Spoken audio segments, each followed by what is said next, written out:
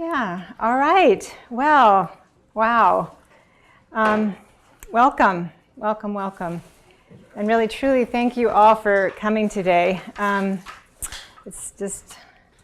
just feels really good to see all of you here. And I'm feeling touched already, actually. So let me get a little composure here. I just really appreciate the opportunity to be able to share with you today something that has really caught my attention over these recent months. And I hope that in what I'm going to share today, this will be something that you'll find interesting and inspiring, and that you'll take something away of value for yourselves today. We're going to be joined shortly by Julia Yates, and I think probably most of you know Julia, but she headed up the Strategic Planning Task Force on Employee Wellness, and now she is, and Julia is a social worker who works out at the Verona Clinic, if you don't know her, and now she's heading up the FamWell project, and she'll be joining us in a few minutes, and I think, if I'm not mistaken, that this might be the first official offering of the FamWell initiative. Is that right, Val? Thanks. Yeah. So anyway, kudos to Julia, and she will be joining us, but I just wanted to acknowledge that. And also that Julia is actually working also with Beth Potter, who many of you know is a physician in the department. And Beth last spring took a part-time appointment up at UW Health as the medical director for employee wellness and health there. So there are some nice linkages with our department in terms of how we might be able to advance and inspire health throughout our organization. So with that, today we're going to be exploring the work of the HeartMath Institute. The HeartMath Institute is located in Boulder Creek, California, but it works in countries all over the world. And I'd like to start by just giving you a brief overview of what we're going to be covering today, and then I'll tell you a little bit about my own journey and how I got here. So at any rate, HeartMath is a set of techniques and technologies based on 25 years of research and development. And you can see listed there a few of the techniques: heart-focused breathing, inner ease, quick coherence. You can see some of the technology. We're going to do a little demo today of that. And fundamentally, though, it's really about this awakening of the heart's intelligence. And I hope that as we go through this today, that will take on a new meaning for you. So HeartMath is being used certainly by individuals, and again, all over the world. Oh, hi, Julia. Welcome.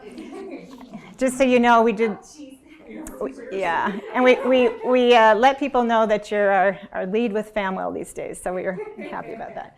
Okay, so anyway, that HeartMath is being used by individuals around the world, but also in many settings: hospitals and healthcare centers, nonprofits, businesses, and so on. You can read them here. HeartMath is also working at different levels, so with the individual, at the social level, and at the global level. And here you see this word coherence that we're also going to be talking about today and getting a better sense of what we mean by that. So I have over here just this little poster. So as we go through this, because we've been going pretty fast today through these different concepts, but if you're kind of getting a little bit disoriented or whatever, you can just look, and we're either going to be talking about the techniques, the technology, or one of those levels, and that can kind of help keep us straight in terms of where we're going here. But before we go any further, let me just offer a bit of a personal sharing. So as some of you know, I think most of you know, here in the department, I'm the program manager for the Whole Health Project, which is a national project with the VA. And this is something we've been involved in, or I've been involved in the department. I came on at the start of the project for 3.5 years, and it's an effort to transform really the entire VA system at the national level, and some of you have been aware of this project. The whole health model is really reflected in the Circle of Health, again, which many of you have seen. But fundamentally what they're asking is they're saying, well, what would the healthcare system look like if it were really focused on health and well-being, okay? And also on this question of what really matters to you, meaning what matters to the individual. Some of you last spring attended a conference that we had here in the department called Whole Me, Whole We, where we looked at this in a bit more depth and so on, and we hope to continue that exploration. So anyway, that's me here in the department. But over this period of time also, which started about 5 years ago into my life, this is how I felt a lot of the time. I was actually going through a very difficult period, a lot of uncertainty, a lot of times of grief. I went through a divorce after 25 years of a really pretty good marriage. I emancipated 3 children into their adulthood. I sold and moved from my family home, and I started this job. And I had been out of the formal workplace at that time for 20 years. So it was quite a period for me these last 5 years. But at any rate, by last spring, I was starting to feel more like this. And I don't know if any of you have been over to the Allen Centennial Gardens at the UW in the springtime, but this is a photo I took from there. So if you need a little encouragement, you can think about this as we're moving through our winter. So anyway, as I came into last spring, I sort of felt like I was, in a way, like almost closing out a chapter of my life, like almost that entire 25-year chapter. And it came to be sort of feel to me like that was sort of like the second chapter in my life. And I said, okay, well, if that was the second chapter, then what about the third? Like, what is in store for me? What am I really wanting at this time in my life? So I did a little writing about that and kind of just exploring inside myself. And as I did that, I started hearing a lot about HeartMath. It seemed like it would come up in my email, or somebody might mention it to me or something like that. And I was like, what is it about HeartMath? And I'd actually known a little bit about HeartMath because 10 years ago, in 2006, I had read an article called The Heart as an Organ of Perception. And in that article, they referenced HeartMath and talked a little bit about it. And I was actually kind of captured by it then. I mean, how often is it that you remember an article you read 10 years ago, right? Not very often. And at the time, I had a part-time practice as what's called a certified advanced energy healer. I had studied for 4 years to do that particular kind of work with people. So I knew a little bit about this, and I actually would give some of my clients that article. So between like remembering that article and it coming up a lot, I really thought, okay, so what is this? What is HeartMath? What is it really about? So I did what most of us would do, which is what? Thank you. And okay, and this is what I discovered about their mission.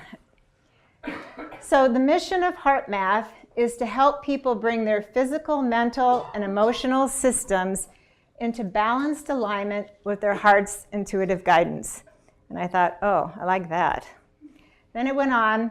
This unfolds the path for becoming heart-empowered individuals who choose the way of love, which they demonstrate through compassionate care for the well-being of themselves, others, and planet Earth. Well, when I read that, I thought, that's something I want to be involved with. That sounded really good to me.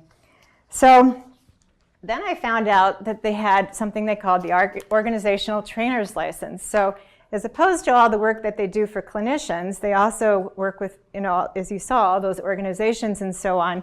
And so they have a licensure for people to do what I'm doing now here today. And when I went on and I found out more about it, they actually called it the Resilience Advantage and Skills for Personal and Professional Effectiveness. And then I was even more intrigued because I'm like, okay, well, what does resilience have to do with heart empowerment and choosing the way of love and so on? And how does this really all come together? All right, so that's how I got here today. In the fall, I finished this training. It culminated in a 4-day in-person training down in Florida. So we're going to dive deeper now, a little bit into the material. And we're going to go back to our poster. And we're going to start by talking about this question of coherence and what we mean by that. So at the individual level, these are 2 short phrasings of coherence that I really like. And these are from HeartMath. So the first, an optimal state in which the heart, mind, and emotions are aligned and in sync. Okay? So we're sort of humming along, feeling pretty good. Physiologically, the immune, hormonal, and nervous systems function in an energetic state of coordination. Another definition. harmony in our body's processes, mental and emotional, ease and flow, and the efficiency and effectiveness in our words and actions. So here you can see not only sort of what's going on internally and how that might feel, but then how it kind of starts materializing on the outside. All right, so coherence, though, we're talking about these different levels, right? And actually any system, small to large, we can talk about the notion of coherence. So right now we're just going to move into the notion of really talking about it with the definition everywhere from a particle to like a galaxy. And you can see the relationship too between the human being. So here, the term coherence implies order, structure, harmony, and alignment within and amongst systems, whether quantum particles, organisms, human beings, social groups, planet, or galaxies. This harmonious order signifies a coherent system whose optimal functioning is directly related to the ease and flow of its processes. So you can see the overlap in these different definitions in terms of kind of what they're getting at with respect to coherence. So we're going to start by exploring this then actually kind of in the middle of the story with social coherence. And I want to do that by telling you just about a very brief mini experiment. This was done at the HeartMath Labs out in Boulder Creek. So this is Josh and Mabel, okay? And what they did was they hooked Josh and Mabel up to heart rate monitors. And they had Mabel in a room. And they said to Josh, go in the room, but don't talk to Mabel and don't touch Mabel. All we want you to do is to radiate love to Mabel. Okay, that was all he was allowed to do. All right, this is what happened. You can see Josh on the bottom and Mabel on the top. You can see Josh and Mabel in separate rooms.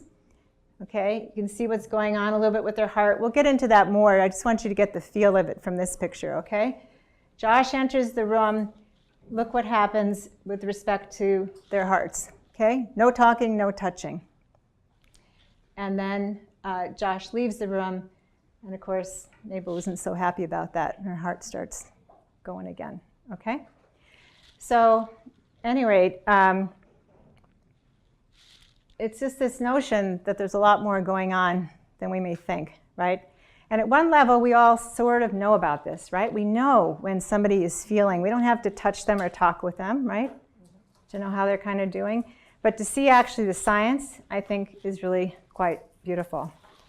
Okay, so I'm just going to take a brief pause here. We're talking about Josh, a boy, just to let all of you know who either have children or work with children that there are quite a few resources for children and children as they're going into their teens and so on. And I have the board game here. I'm going to have a little lending library if people want to check things out for me and so on. But anyway, I just wanted to let you know that this is really for all ages. All right, so next experiment. This was a bigger, more, not just sort of more a mini experiment, sort of anecdotal one. So what they did here was they had 4 people, and they put them in a room, again, heart monitors. 3 of them had been trained basically in HeartMath, like just a very basic education in a HeartMath technique. And then the 4th one hadn't, obviously. And then they asked them all to, or I guess at certain times, the people who had the training by signal would go into the technique. And every time they repeated this, many times, and every time that 4th person would again come into coherence, simply by being in that field with the other folks. Okay? This was published in 2010 in a study in the journal Alternative Therapies in Health and Medicine. And there are lots of studies along these lines, by the way. I'm just giving you a very brief overview today. So at any rate, what the research shows then is that when an individual is in heart coherence, the heart radiates a more coherent electromagnetic signal into the environment that can be detected by other people and animals and actually influence their physiology. And another just little thing to share at this point in seeing this image, is that the heart, they actually know now, radiates a field that's 5,000 times stronger than the brain. Very interesting. And what are the implications of that? It also can be detected up to 10 feet away by sensitive electronic equipment. All right, so with that, I would actually like to take us just into the first experiential, a technique of HeartMath. And this is called heart-focused breathing. It's very basic. It has one step, okay? But it is the foundational technique for HeartMath, and everything else builds on it to a certain way. As I said, it can be used just in and of itself and in the moment. That's one of the beauties of these techniques. I'm walking down the hall.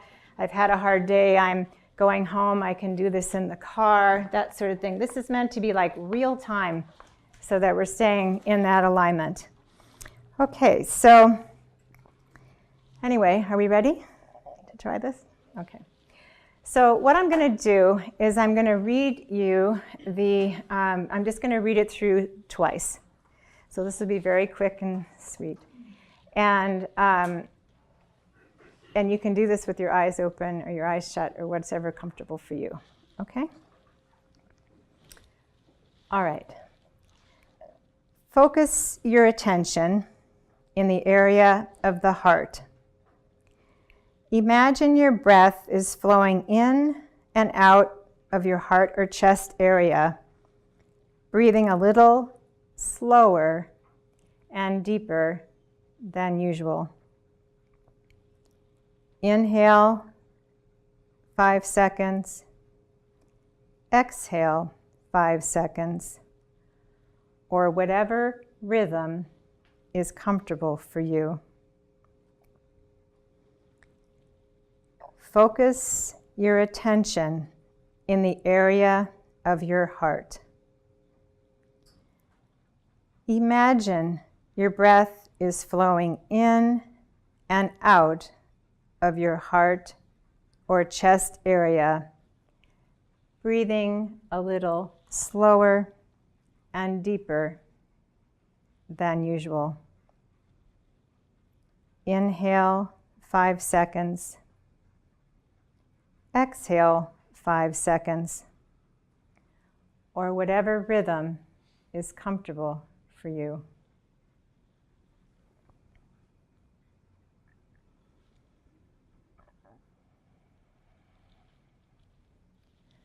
Okay, so that is really all there is to that technique.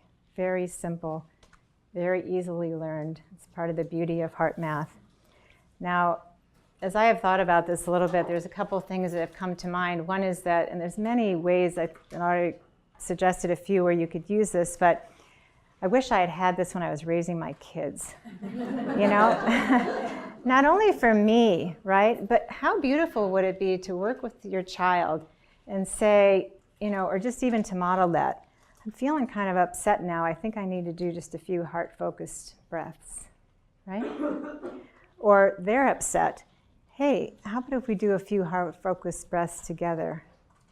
Right? It's really a very beautiful thing. And you know, and we're going to see this more, that what you're helping them do is not only psychologically, but physiologically actually get back into a regulated state. Okay?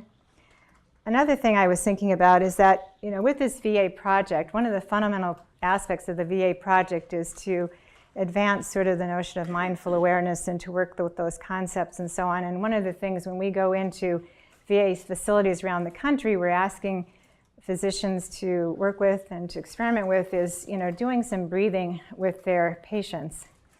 And I thought, you know, I wonder if we were instructing them about heart-focused breathing, because to me, it would potentially feel like this would really take it into a different space kind of right away. Like breathing is a little different actually, or can be certainly, than heart-focused breathing. And what would that do in terms of the human connection, which is the fundamental thing that we're really trying to do when we're going into that space with the patient.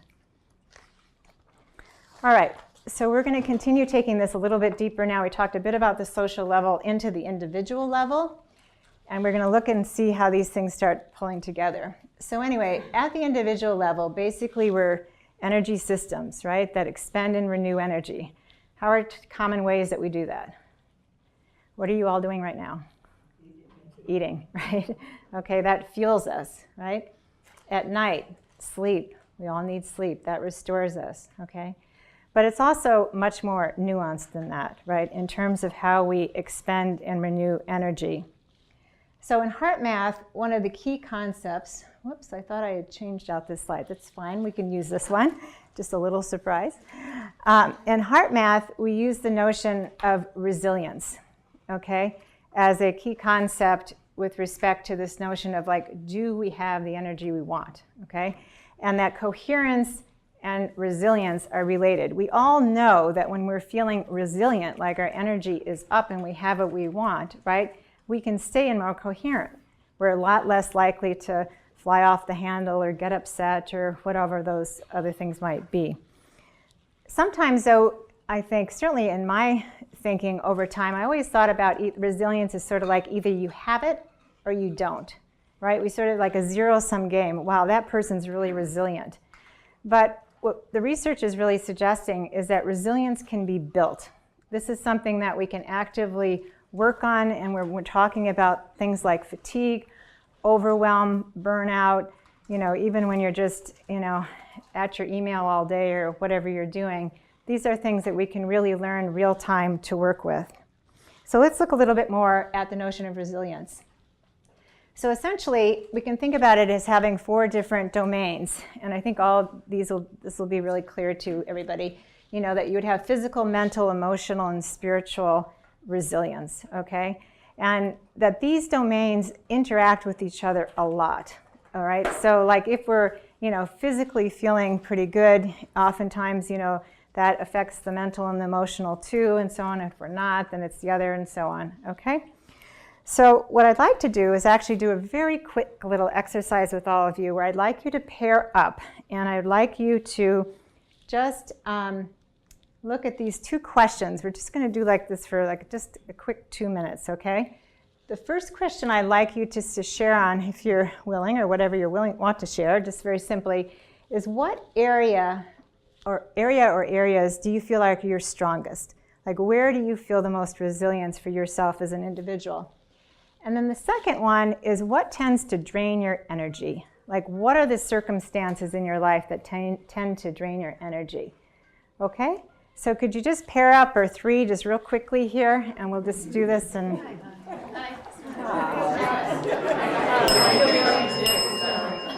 Okay.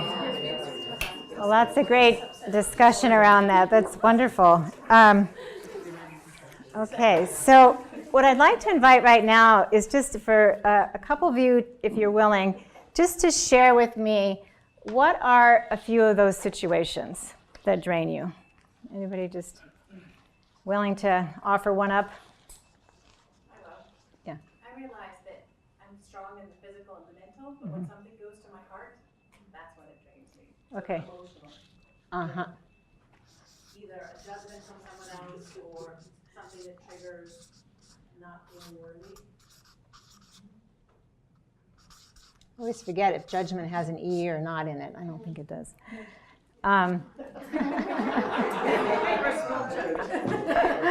Yeah, where's my spell checker when I need it? Okay, great, thanks, Chris. And other circumstances that drain you, maybe you feeling depleted, Joanne?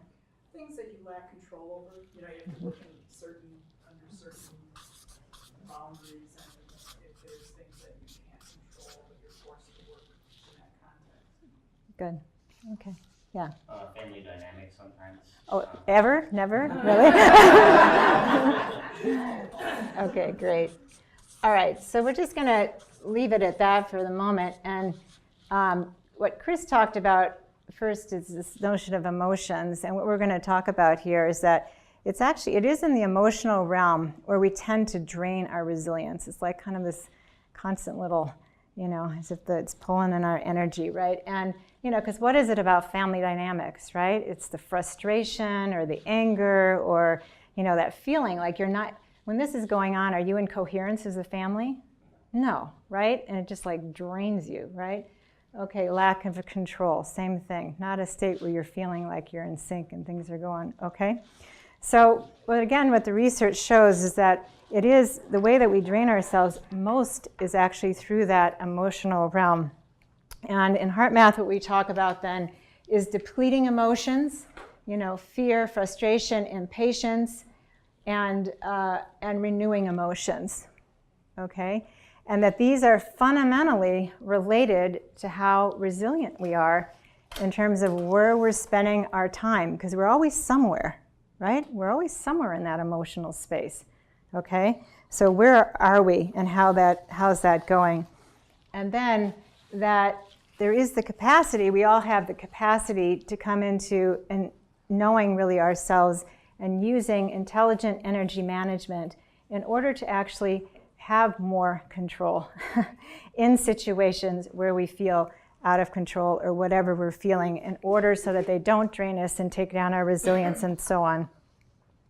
All right, so what we've talked about then is we've talked about this notion of coherence, resilience, the ability to actually build resilience capacity, depleting emotions, renewing emotions, intelligent energy management. We looked at some research at the social level, okay? And we did some heart-focused breathing.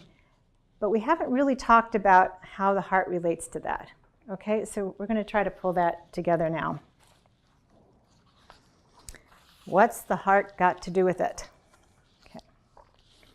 So at HeartMath, they've conducted many studies over the years, and they use a lot of different physiological measures. So you can see some of them there: brain waves, skin conductance, blood pressure, hormone levels. And also, this is not unique to HeartMath. I want to make that clear too. There's other research out there, but just speaking, okay? But what they found was that it was heart rate variability or heart rhythms that stood out as the most dynamic and reflective indicator of one's emotional states, and therefore current stress and cognitive processes, okay? Because this all works together, right? That notion of like when you're stressed out, how well do you think? Not very, right, Sherry? Remember that little incident we had? Okay. So anyway, the heart rate variability essentially became the best, and it sort of became clear that that was the best indicator of whether we're in coherence, that state of harmony and flow. So what do we really mean by that? Okay, so here you just see a slide with 4 heartbeats. And it used to be thought, right, that a heart, like you want a good steady heartbeat. Okay, isn't that what we have a sense of, right? But as it turns out, what we know now is that we actually want some variability in that is a place of flexibility. So how fast, or the interval between the heart rates, you actually want to have some good variability with that. So you can see here on this slide where the time between the first and second is 70 beats per minute. So at that point, the heart is beating at 70 beats per minute. But in the next, it goes up to 76 and 83. And as it turns out, if you plot that over time, so now we're at 24 seconds and more heartbeats, as you see, and the upper line would be the plotting of that, the 70, 76, and so on, is that the heart, when it's in a coherent state, actually the heart rate is beating at different speed all the time, okay? Now, what is also true, though, is that how that wave is going to look, or whether it's going to look like a wave at all, is a lot based on actually where we are inside, okay, and how coherent or incoherent we are at that time. So on the top, do you think that's coherent or incoherent? Incoherent, right? Okay. This is what our heart looks like when we're in sort of those depleting emotions, okay? And when we switch into a coherent state, then our heart rhythms are looking like the down one. And let me just illustrate this. I've been practicing this so we can see if I can get it right here, but I thought this might be helpful. Okay, so if we're in that upper state, our heart is doing something like this. Dun, dun, dun, dun, dun, dun, dun, dun, dun. Okay, it's all over the place, right, in terms of how fast it's beating and so on. If we're in this coherent state, our heart is beating something like this. dun, dun, dun, dun, dun, dun, dun, dun, dun, dun, dun, dun. Okay? So it's speeding up and slowing down, speeding up and slowing down. And what that, if you can just even sort of intuit into that, it's sort of that your body is in this state of real flow in terms of modulating so that it's ready to go. Oh, now I do need a higher heart rate. Okay, it's ready to take off a little bit. Ah, but now I can come down. Okay? So this is what we're trying to cultivate. And through practicing these kinds of techniques, you can learn to be in coherence more of the time. You can learn how to return to coherence really at any time. Okay. All right, so here are some of the, I just wanted to take a quick spin through these, some of the real benefits of the coherent state. So enhances the ability to think clearly and find more efficient and creative solutions, maintain poise and composure, reduce fatigue and exhaustion, facilitate the body's natural regenerative processes, improve coordination and reaction times. In sports, improve ability to learn and achieve higher test scores. And by the way, all of this has been proven in the lab. Improve family and social harmony. And sitting on coherence has a carryover effect and activates more intuition throughout the day. We're not going to talk a lot about intuition, but as it turns out, and again, verified in scientific study, that being in heart coherence also brings our intuition in line much more fully. Okay, so let's see here. Where am I? All right, HeartMath demo. Okay, but essentially, maybe I can just talk about it for a minute here. So you can see down here, like this would tell you where you were, and you see up on here, like somebody's heart rhythm, and then they're coming into more coherence. Okay, so this is the kind of thing, and then you can actually see as you're working on this that you can see when you go, like let's say you're sort of like you're spacing for a minute, or maybe you're thinking about something that's kind of hard and like you're getting uptight even while, you know how that happens, right, when we're meditating? Okay, then you'll see it real time. You'll see what's happening, and then you can say, okay, I'm intentionally choosing to switch. And this is not to deny emotion, right? I mean, we need emotion, but and quote unquote depleting emotions, right? I mean, that's a part of the human experience. It's not to deny those, but it is to say that, you know, we can actually work with them in more powerful ways than most of us were ever sort of suggested that we could, in a way that helps us really stay in coherence and so on. Okay, I'm just taking a quick look at the time. And I think what I'm going to do, I had another experiential that I was going to do, but I think I'm also not going to take us through this, but just to give you an example of another one, quick coherence technique. Now, the only difference between this and heart-focused breathing is it has 2 steps instead of 1. But the first step is, again, the heart-focused breathing. So we come into that, okay? And then the second step is making a sincere attempt to experience a regenerative feeling, such appreciation or care for someone or something in your life. So here what it's doing is it's starting with the heart-focused breathing, and then it's intentionally inviting in one of those renewing emotions. And again, we can get really quite skilled at this. You know, so for example, going back again to that notion of you're driving home and you've had a bad day and maybe you want to be up for your kids or your partner and stuff, but you're feeling like, oh gosh, you know. So some heart-focused breathing, bringing in the feeling of love for your family, and just seeing where that takes you in terms of being able to switch to that place perhaps that you really want to be in. And again, you can use these throughout the day. Okay. Very quickly here, I just also wanted to mention, of course, that there's lots of clinical applications, lots of clinical protocols for using HeartMath in this and similar ways. These organizations and many others are using it, you know, not only also with patients, but also with staff, getting some very good results with respect to staff burnout and resilience and turnover, which of course is a huge monetary issue in healthcare, right, when we're losing staff all the time and so on. Also, just want to mention a lot of published research, as I said before, and happy to share any of that with anybody. There's actually a really beautiful book that I have called The Science of the Heart, This is an overview of research conducted by HeartMath that any of you are willing to check out of my little lending library. And I won't take time to read that because I do want to have time to talk to you just a little bit now more about the global level. And again, I hope this will be inspiring of an interest.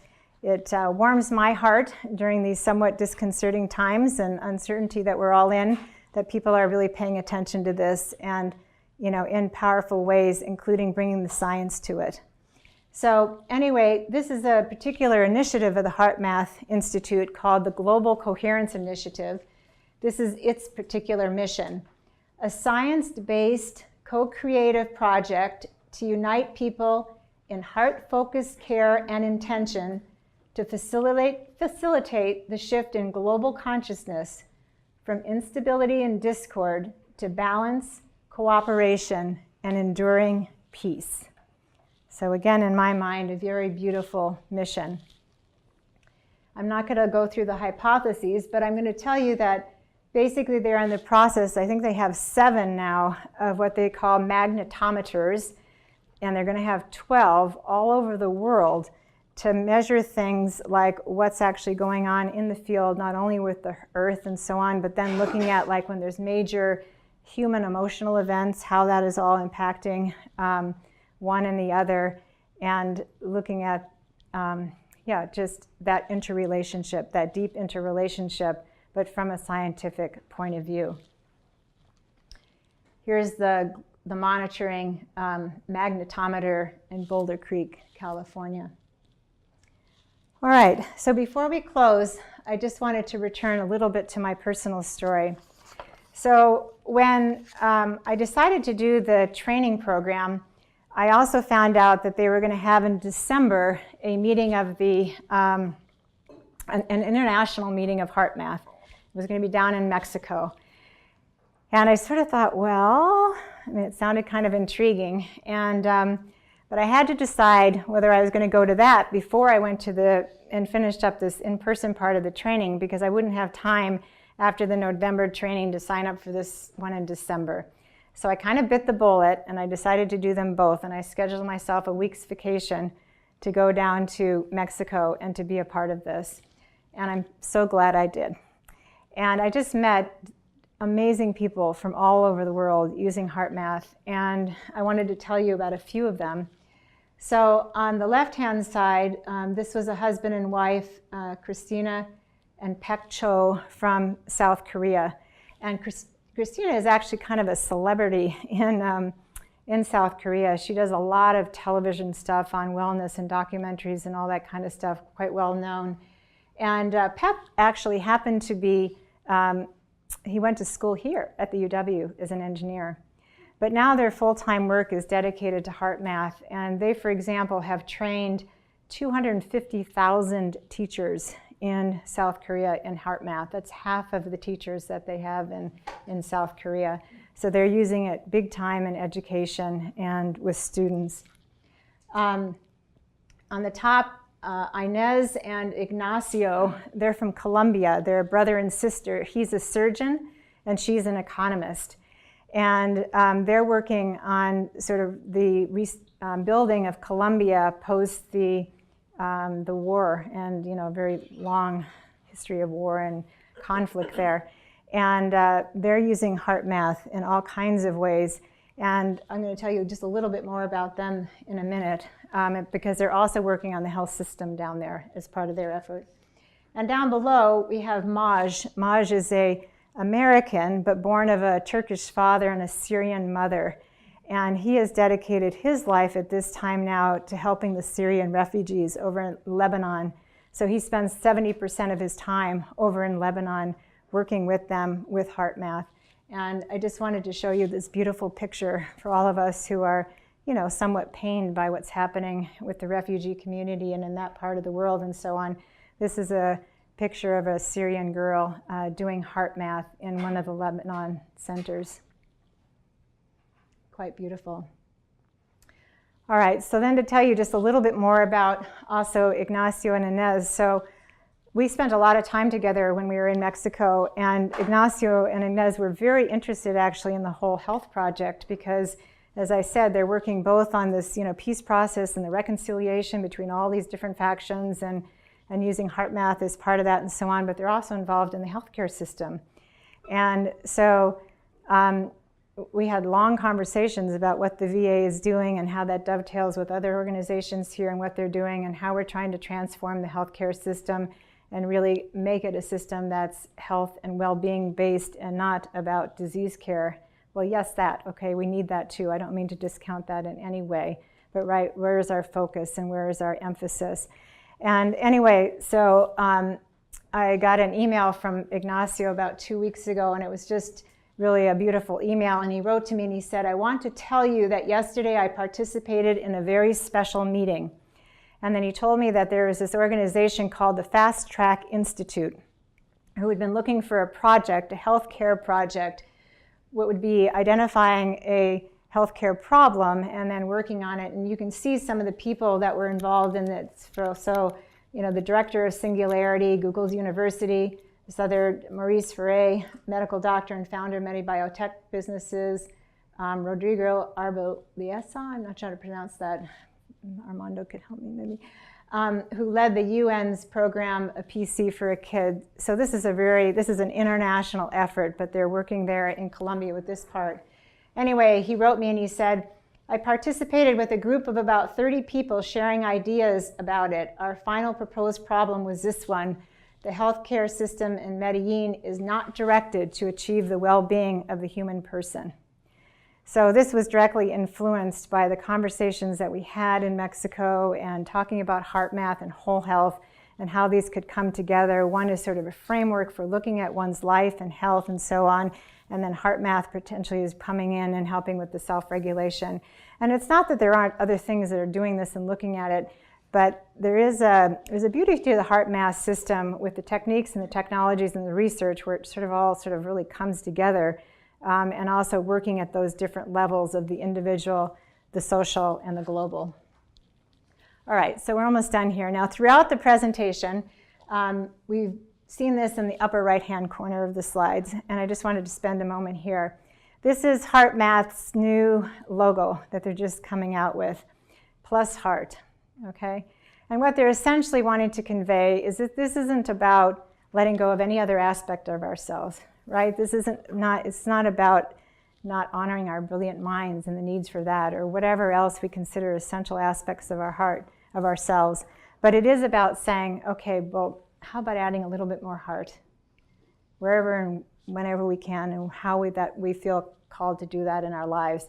And actually suggesting that this is really good for us, okay? We don't have to leave our heart at home, which I think some people feel, okay?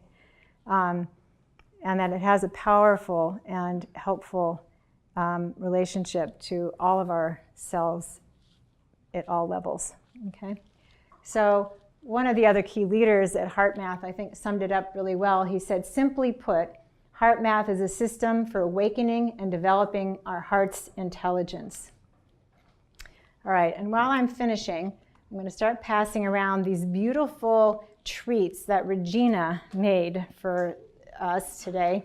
So I don't know for sure if we have one, but all the rest of you can absorb it through your... Okay, but thank you, Regina. I really appreciated that. All right, so I want to leave you then with just this last quote, and I hope this will be something that you will take into your hearts. So there's a quiet light that shines in every heart. It draws no attention to itself, though it is always secretly there. It is what illuminates our minds. Okay, so the heart illuminating our minds. To see beauty, our desire to seek possibility, and our hearts to love life. John O'Donohue, he's deceased now. He was just a little bit older than I by about 3 years. He was a priest in Ireland, and if you don't know of him, he does just amazing work. Anyway, so this notion about, that our hearts illuminate us in many ways, and how do we really bring that on more fully in order to lead richer, fuller lives? Okay. So I'm going to leave this up here just as a little reminder. We're almost at 1 o'clock, and I just wanted to let you know a couple things here just in closing, and then if people want to hang around and any questions, I'm happy to do that too. So there is the opportunity, if there's interest on your part, or any, really any group, large or small, if you'd like to learn more about HeartMath and really go into these concepts in more depth, like work with the techniques, actually work with the technology, learn how to use it more in different ways in your lives, explore that a little bit more, in some depth. We may have the opportunity to do that in the department through doing a few more of these kinds of sessions. And we might just do them even like a half an hour of a lunch or 45 minutes, go into something in a little more depth. You can take it with you and then use that, and then we come back, we can talk about it and so on. So if you think that would be interesting to you, I'm just going to pass these around. All it says on top is, yes, keep me posted. You're not signing on the dotted line here, right? But this is just, if you think you might be interested, please just let me know there. Also, I'm going to be sending around, oh great, there are still some on the bottom here, a few more. We'll pass these around on this side, right? They haven't come down that side, right? I have, for whoever would like one today, and if you have like 2 kids and you need to take a couple because you want to give one to each kid or something, please do. But these little heart buttons, and feel free to grab one. I have one that I keep actually on my backpack. I can even show you because my backpack is right here. This thing goes with me almost everywhere, right? But do you see my little heart pin there? Okay. It just serves for me as sort of like that little reminder, okay, that I want to bring this more into my life. So I'll pass this around. We'll start over here with Colin, and feel free to take one if you like. And let me just make sure. So sign up, heart pins. Oh yeah, and then I do have just a few. I didn't make them for everybody. I wasn't sure how many were going to come.